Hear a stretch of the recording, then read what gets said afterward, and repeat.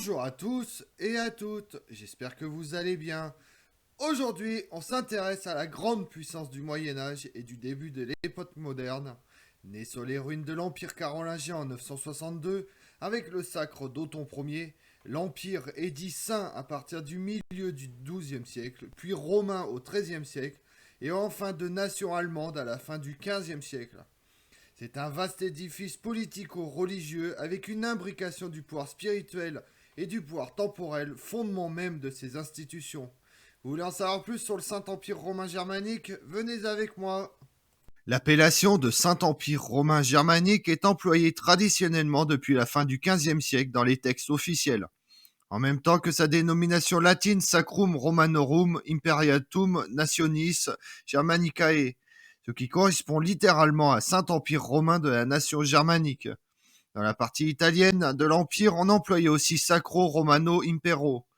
À un moment de sa fondation, en 962, l'appellation se résumait en allemand à Römisches Reich et en latin Romanorum Imperium, c'est-à-dire Empire romain. Car le premier empereur se voulait non seulement l'héritier de l'Empire carolingien, lequel venait de disparaître en 924 avec Béranger, le dernier empereur d'Occident couronné, mais également celui de l'Empire romain de l'Antiquité. L'adjectif saint, attesté en 1157, fut ajouté sous le règne de Frédéric Barberousse de 1155 à 1190 dans le but d'exprimer le droit divin devant présider l'intronisation des empereurs, car l'imbrication du pouvoir spirituel et du pouvoir temporel était le fondement même des institutions de l'époque. C'était aussi une façon de se distinguer de l'Empire romain d'Orient, de religion orthodoxe, que les lettrés occidentaux désignent comme un empire grec, jusqu'à ce que l'historien allemand Jérôme Wolff crée pour lui la dénomination Empire byzantin en 1557. Ce n'est qu'au XVe siècle qu'on a la nation germanique, d'où l'appellation de Saint-Empire romain germanique.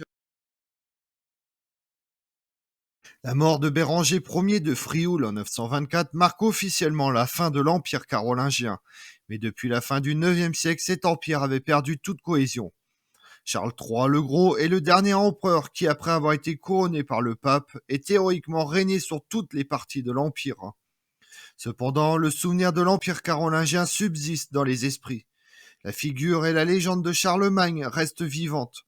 Le chroniqueur Widuking, moine de l'abbaye de Corvey, présente en 918 le nouveau roi de Germanie, Henri Ier, duc de Saxe, comme le plus apte, selon ses prédécesseurs Conrad Ier, à préserver l'intérêt général de l'ensemble du royaume des Francs.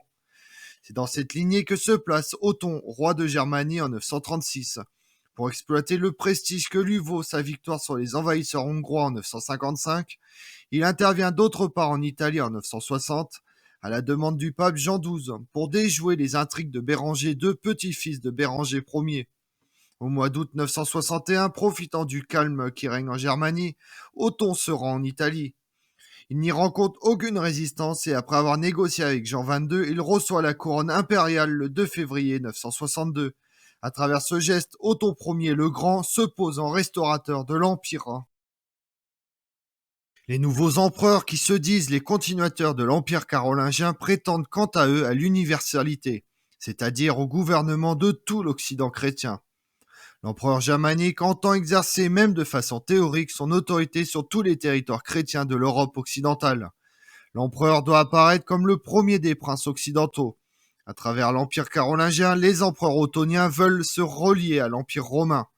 Othon III, empereur de 996 à 1002, petit-fils par sa mère de l'empereur byzantin, peut ainsi exprimer le rêve d'un empire universel, où il aurait rassemblé tous les peuples se rattachant à la civilisation chrétienne. Pour réaliser cet idéal, Othon III s'installe d'ailleurs à Rome. Semblable idéal de souveraineté totale sur l'ancien monde romain ne cessera d'animer les grandes conceptions impériales jusqu'à Frédéric II à Osthofen. La réalisation d'un tel idéal ne correspondait guère à la réalité.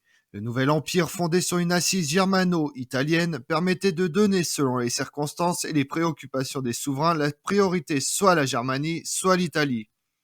L'absence de cohésion pèse vite très lourd sur les destinées du nouvel empire. En face d'une Italie où l'essor économique favorise l'ascension des villes, où les structures sociales laissent une moindre place au monde féodal et seigneurial, la Germanie reste un pays d'économie rurale avec de faibles secteurs urbains jusqu'au XIIIe siècle. Il est vrai que cet assemblage de terres, de structures économiques différentes aurait pu facilement se concevoir en tant qu'un ensemble complémentaire si les empereurs avaient pu mettre sur pied un système gouvernemental et administratif cohérent. En fait, l'institution impériale se concentre sur la personne de l'empereur et de sa chancellerie, héritier des chancelleries des royaumes de Germanie et d'Italie. En Germanie, le souverain gouverne comme roi, assisté de quelques officiers et ministériaux, et de la diète qui réunit tous les seigneurs et hauts prélats ecclésiastiques. Dès sa fondation, le Saint-Empire romain germanique est un regroupement politique de nombreux États, dont chacune des entités conserve son autonomie sans pour autant n'avoir jamais été une État-nation ou un pays. C'est donc sous la dynastie des Ottoniens que le Saint-Empire s'est formé. Ce fut le commencement du premier Reich allemand. Le Saint-Empire comprenait une multitude d'entités politiques, probablement de 350 à 400, d'une grande diversité. On y trouvait des duchés, des principautés, des marquisats, des villes libres, etc. Dans le royaume de Germanie, on trouvait les Pays-Bas, le duché de Haute et de Basse-Lotharingie, le royaume de Franconie, le duché de Saxe, le duché de Suabe, le duché de Bavière, le royaume de Bourgogne, le royaume de Moravie, le duché de Bohême, etc. Dans la partie septentrionale du royaume d'Italie, on comptait notamment le duché de Lombardie, de Milan, le marquisat de Toscane, etc. Le royaume d'Italie conservait une grande autonomie au sein du Saint-Empire, car l'empereur y exerçait une autorité limitée. Élu par les princes allemands, il était considéré comme un conquérant et un étranger. Le Saint-Empire regroupe également une centaine de villes libres, dont Aix-la-Chapelle, Cologne, Colmar, Francfort, Mayence, Strasbourg, Gênes, Brême, Hambourg, Venise, etc. L'empereur du Saint-Empire était élu par des princes électeurs et des souverains féodaux, ce qui pouvait entraîner des tractations et des marchandages pour obtenir le poste convoité d'empereur. À chaque vacance du trône, les principaux électeurs de Germanie se réunissent pour désigner un titulaire et ils en profitent pour marchander leur voix et arracher des privilèges au futur empereur. Le Saint-Empire était dépourvu de capitale, bien qu'il y ait toujours une ville où résidait l'empereur, mais aucune ne pouvait prétendre être la capitale du Saint-Empire. Compte tenu du caractère électif de la couronne impériale, l'empereur élu ne quittait pas ses terres pour se rendre dans une capitale préexistante, puisque sa propre ville de résidence devenait ainsi celle de l'Empire, sans se muer en capitale. Les villes suivantes figurent comme villes de résidence impériale: Aix-la-Chapelle, Francfort, Nuremberg, Mayence, Augsbourg, Ratisbonne, Vienne. Par ailleurs, les frontières politiques changent de nombreuses fois entre la fondation de l'Empire en 962 et sa dissolution en 1806. En pratique, les empereurs dirigent uniquement la Germanie et l'Italie du Nord, ainsi que quelques régions limitrophes, sans le sud de la péninsule italienne où s'est formé le royaume de Naples et de Sicile. Mais le souverain ne dispose pas de ressources financières qui lui permettraient de mener à bien de grands desseins. Contrairement au roi de France, il ne peut s'appuyer sur un domaine royal spécifique. Certes, les empereurs saliens Henri IV et Henri V, puis Frédéric Barberousse, s'efforcent bien de pallier cet inconvénient en accroissant leurs propres biens, soit en Saxe, soit dans le sud-ouest de l'Empire. Le véritable pouvoir dont dispose le souverain est d'ordre judiciaire. Il lui revient de faire régner l'ordre et la paix. Les pouvoirs du souverain en Italie et en Bourgogne ne sont pas plus étendus. Le royaume d'Italie a conservé son autonomie et l'empereur y exerce son autorité après s'être fait couronner roi à Pavie ou à Monza. En Italie, le souverain se heurte au désir d'autonomie resté très vif parmi la population du royaume.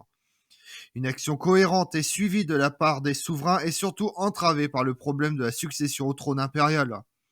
L'hérédité n'est pas reconnue. Les princes allemands élisent le roi de Germanie, généralement au sein d'une famille ducale, après quoi l'élu doit être couronné à Rome par le pape et recevoir à l'occasion les couronnes d'Italie et de Bourgogne. Le rôle des princes allemands et du pape est ainsi fort important à chaque changement de règne. L'élection d'un empereur romain germanique était généralement un processus en deux étapes, par lequel, à partir du XIIIe siècle, le roi des Romains était élu par un petit corps des plus grands princes de l'Empire, les princes électeurs, composés de trois clercs: le prince archevêque de Mayence, le prince archevêque de Cologne et le prince archevêque de Trèves; de quatre laïcs: le roi de Bohême, le comte palatin du Rhin, le duc de Saxe et le margrave de Brandebourg. Il a ensuite été suivi peu après son couronnement en tant qu'empereur, titre attribué à vie. En 1356, l'empereur Charles IV a promulgué la bulle d'or qui est devenue la loi fondamentale par laquelle tous les futurs rois et empereurs ont été élus. Après 1508, le pape a reconnu que l'élection seule était suffisante pour l'utilisation du titre impérial. Le dernier couronnement papal a eu lieu en 1530 avec Charles Quint. Bien que le Saint-Empire romain germanique soit peut-être l'exemple le plus connu d'une monarchie élective, plusieurs dynasties se sont succédées avec les Ottoniens de 962 à 1024, puis les Franconiens de 1027 à 1125, les Hausstoffen de 1138 à 1250, avec l'exception d'Otton IV de Brunswick de la maison de Welf de 1209 à 1215, venant ensuite la maison de Luxembourg de 1312 à 1437, et enfin la dernière dynastie à régner sur le Saint-Empire romain germanique de 1438 à 1806, les Habsbourg, qui fut toujours élu empereur, le trône devenant de facto héréditaire. Dans le Saint-Empire romain germanique, les pouvoirs appartiennent aux États plutôt qu'à l'empereur. La Diète, Reichstag, est convoquée par l'empereur à intervalles variables. Composé de 3 collèges, celui des 7 princes électeurs, celui des autres princes ecclésiastiques et laïcs et celui des villes immédiates, qui ne relèvent que de l'empereur par des seigneurs intermédiaires. Elle représente tous les territoires souverains de l'Empire, mais n'est pas un parlement au sens moderne du terme. Elle veille sur les affaires générales et règle les différends pouvant opposer des États confédérés. L'Empire ne dispose pas d'armes permanentes, pas d'impôts fixes, pas de corps d'officiers à la disposition du souverain. Si besoin est, la Diète autorise la levée de contributions spéciales. Un tel manque de moyens favorise l'apparition de forces centrifuges et de foyers d'anarchie. En l'absence de justice centralisée, l'ordre dépend du rapport de force avec l'empereur. Au XVe siècle s'ajoutent les États des Habsbourg en possession de la couronne impériale depuis 1438. L'Autriche, le Tyrol, l'Alsace, la Styrie, la Carinthie et la Carnignole, qui étaient des possessions héréditaires. Celles-ci deviennent plus nombreuses en raison du mariage de Maximilien Ier et de Marie de Bourgogne. Les Pays-Bas, la Franche-Comté, l'Artois, la Flandre. Quant à la Bourgogne, elle avait été perdue par Charles le Téméraire, père de Marie de Bourgogne, au profit du roi de France Louis XI. Cette union entre Maximilien de Habsbourg et Marie de Bourgogne en 1477 aura pour effet d'influencer la géopolitique européenne durant près de 200 ans. Charles Quint fut le plus célèbre empereur du Saint-Empire. Il possède en tout 17 couronnes et règne sur d'innombrables territoires. Duc de Bourgogne à l'âge de 6 ans de 1506 à 1555, roi des Espagnes de 1516 à 1556 à l'âge de 16 ans, roi de Naples et de Sicile de 1516 à 1556, archiduc d'Autriche et empereur du Saint-Empire romain germanique à l'âge de 19 ans de 1519 à 1558. Il passe à la postérité sous le titre d'empereur du Saint-Empire romain germanique avec le nom de Charles Quint. À l'exception de cette dernière dignité élective, cette accumulation de titres était le résultat fortuit d'une intense politique d'alliance matrimoniale qui aboutit à faire de Charles Quint le seul héritier des dynasties d'Aragon, d'Autriche, de Bourgogne et de Castille. Après le traité de Westphalie de 1648 qui met fin à la guerre de 30 ans, l'empereur germanique Ferdinand III doit accorder l'autonomie territoriale aux États de l'Empire. Le royaume d'Italie n'existe déjà plus, ce qui laisse place à des principautés italiennes indépendantes. Dès lors, le Saint-Empire romain germanique n'est plus qu'une fiction politique. Mais l'empereur n'abandonne pas son dessein de domination universelle. Mais il se heurte rapidement aux ambitions de Louis XIV et doit accepter en 1684 la réunion de territoires au royaume de France. Il doit d'autre part faire face à la menace ottomane sur le Danube, finalement arrêté en 1683 sous les murs de Vienne par le roi de Pologne. Les Habsbourg en profitent alors pour renforcer leur autorité sur la Hongrie et certains territoires slaves au sud de leur domaine. Enfin, à l'intérieur de l'Empire, à la fin du XVIIe siècle, le margrave de Brandebourg, Frédéric Ier de Hohenzollern, acquiert en 1700 le titre de roi de Prusse et regroupe dès lors autour de lui les princes protestants du nord du Saint-Empire. Le sort de l'Empire se joue ainsi au XVIIIe siècle à partir de ces données. Au cours de la guerre de succession d'Espagne, les Habsbourg ont pu croire possible de rétablir l'hégémonie en Europe par l'union des couronnes impériale et espagnole. Au traité de Rastatt en 1714, ils renoncent à tout droit sur le trône espagnol, mais acquièrent le Milanais et en 1715 les Pays-Bas au traité d'Anvers. L'électeur de Bavière est rétabli dans ses droits et possessions. L'équilibre des États des Habsbourg se trouve dès lors modifié. Les possessions allemandes Styrie, Tyrol, Carinthie et Carniole ont poids moindre que les territoires extérieurs, Bohême, Hongrie, territoire slave, Lombardie. L'empereur Habsbourg est de plus en plus rejeté des affaires allemandes du Reich.